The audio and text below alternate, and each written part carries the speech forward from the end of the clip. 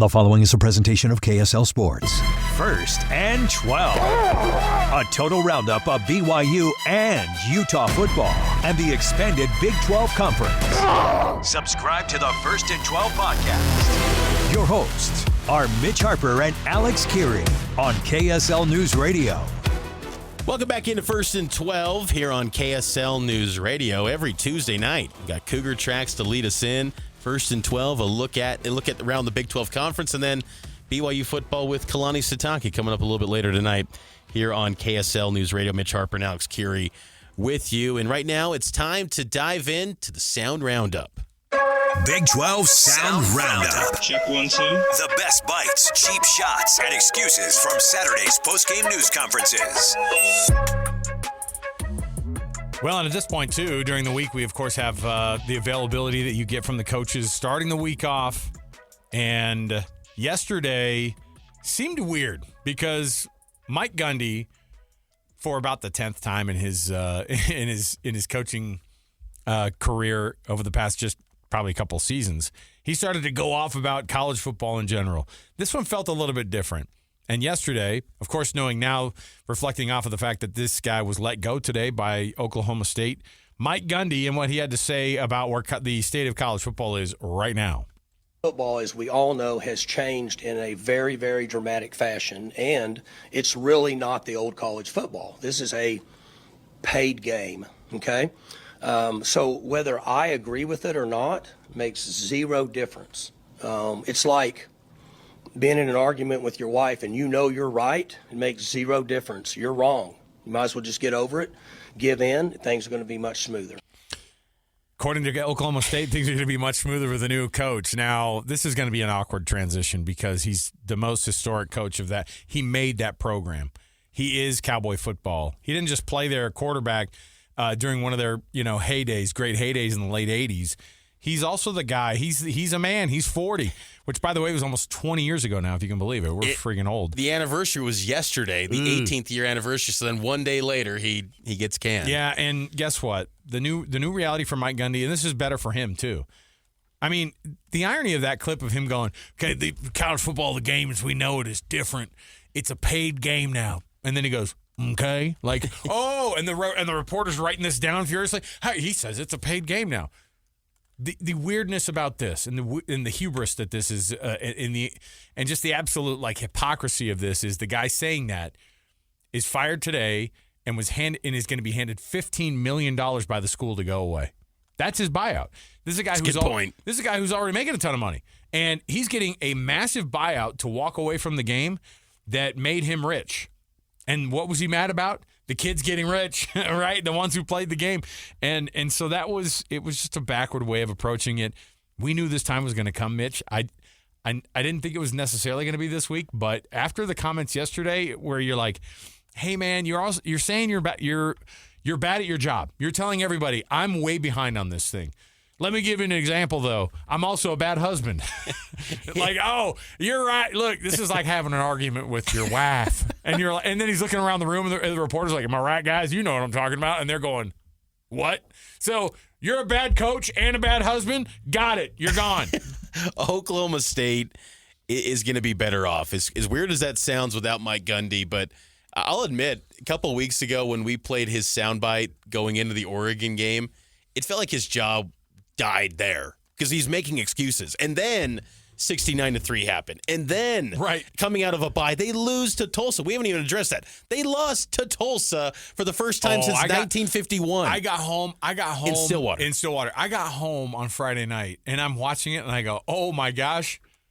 The thing that we were looking at that we're like, there's no way that's going to happen. It's another notch in I didn't think this would happen during the Mike Gundy era at Oklahoma State. So, him going away, it's bad for the conference because he's a really, really good coach. It's a bad thing for them, but it's going to end up being good because this guy, they've got to make a home run hire. The problem with that is, Mitch, you know how this is too.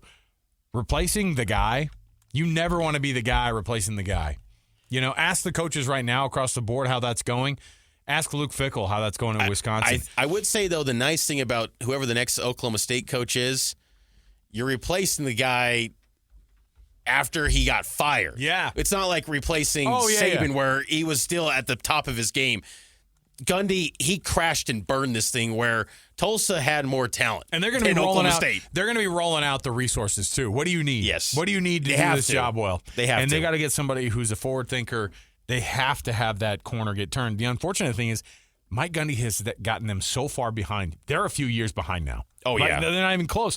Think of Mike Gundy showing up at 2024 going, we got ourselves to the Big 12 championship game last year. And they end up being 3-9, 0-9 in conference play with the best running back in the country still in the backfield. It's an absolute mess there. You say 69-9 or 69-3 that day in that press conference, but you could probably hit some touchstone points in his press conferences over the past few years where he sounded exactly like this, and you're like, oh, that's the beginning of the end for this guy. Yeah, and then you add the Ollie Gordon Big 12 Media Day, the drinking behind the wheel comment. I mean, he has said things. You add, when you're not winning and then you have his type of commentary, even that clip we just played where it's like an argument with your wife, it becomes too much of a headache. They just need a new voice at Oklahoma State, and they're going in that direction. I'm curious, though, if they leave him around the athletic department. It almost feels like it's got to be a clean break. They have to move on. You can't do the consultancy for the rest of the time. They just can't. They've got to move on if they want to build Oklahoma State back up. Texas Tech, though, they're on the completely opposite end of the spectrum. They are flying high. Joey McGuire, after the win over Utah, on the defensive toughness of the Red Raiders. We are a defensive team. These guys take a lot of pride in what they do. Coach Wood and his staff on that side of the ball is doing a great job. And, before we talked about taking the ball away, and if we get 3 takeaways, we win the game. We got 4 today, and we needed all 4 of them. You just said it. Best coach in the nation. I know expectations for this team are very high, and you lose your starting quarterback, but Will Hammond comes in, 2 touchdowns. He gets it done. How impressed were you? Yeah, really impressed. And, Will had to do it last year at TCU, and we gave up a late lead, and then, he played in the bowl game. But the one thing that we say all the time is the standard's a standard. If you're going to wear the double T and you're going to step on this football field, you play at Red Raider speed. This is a guy who we've always been impressed with. We love interviewing this guy. We've sat down with him at Big 12 Media Days. He talks the talk, and now his team is starting to walk the walk. And it's interesting because this is a Texas Tech team that I grew up watching when I was living in the state of Texas that was always going to be inferior to everybody. They had great offenses. They had skill guys. When you looked on Saturday and saw the starting lineup, and they put underneath every guy who the transfer is, and they've got 8 out of their 11 dudes, including the front 4 who ended up dominating that Utah offensive line, all transfers, all big money guys. They're playing the game right, and because they're playing it smart, right? And so they're doing the stuff off the field that's getting them the best guys on the field. And I've never seen a Texas Tech team like this. I don't want to do a total full overreaction because there's a lot of football still yet to be played in this conference, and we're still trying to get a picture of what all these guys are. But so far, Texas Tech is looking like that team that we all looked at and went, I think they could definitely win. We called them a dark horse last year. It was a little premature. This year, dark horse wasn't even used. It's like, you're the favorite, man, and they feel like it right now. Yeah, this is the team for Texas Tech that has the potential to not have Red Raider fans always bringing up Michael Crabtree, those teams. This could be a really special year for Texas Tech and West Texas as the Red Raiders are flying high, undefeated after that big win over Utah. Arizona State, it's been, they're defending Big 12 champs, and they're showing their toughness once again. This is Kenny Dillingham on his team's ability to win close games as they had a victory at the Final Horn at Baylor last week. I think our guys are ready for situations at the end of the games. I think our guys are ready to win at the end of games. We don't always get it done, but I think we've won in so many ways. I mean, we've won off offense driving to score. We've won off kicking a field goal at the end of the game. We won off of a defensive interception at the end of a game in a 4-minute. We won versus UCF off of a 4th and 2, going to be power read quarterback, gut cross, safeties make the play, right, to end the game and seal it. Like, we've won so many different ways in these close moments that I think our guys are ready for those moments in the game for sure. 7-3 in one-score games since last year. The Sun Devils are a tough football team once again, and I've been impressed with how their ground attack is still operating at a high level, even without Scadaboo, who's tearing it up with the Giants. Yeah, and they somebody called them. They go, look at this guy, Cam Scadaboo. He's eating crayons and just running all over people. But yeah, Kenny Dillingham is the face of what I think new coaches look like. Right, like you're new, you're young. You're embracing all the stuff that's off the field to get you the best team, and then he says all the right stuff off of it. So I was waiting for their fall, and going down to Waco is a big passing of another test for this team as they try to figure out how to get that to defend that title that they earned last year as Big 12 champs. All right, we'll take another break. We'll come back. We've got more to go. We've got our picks already for the games of the week in the Big 12. You can join us right around the corner. Stay right here, 102.7 FM and 1160 AM. It is First and 12, Mitch Harper and Alex Kirry.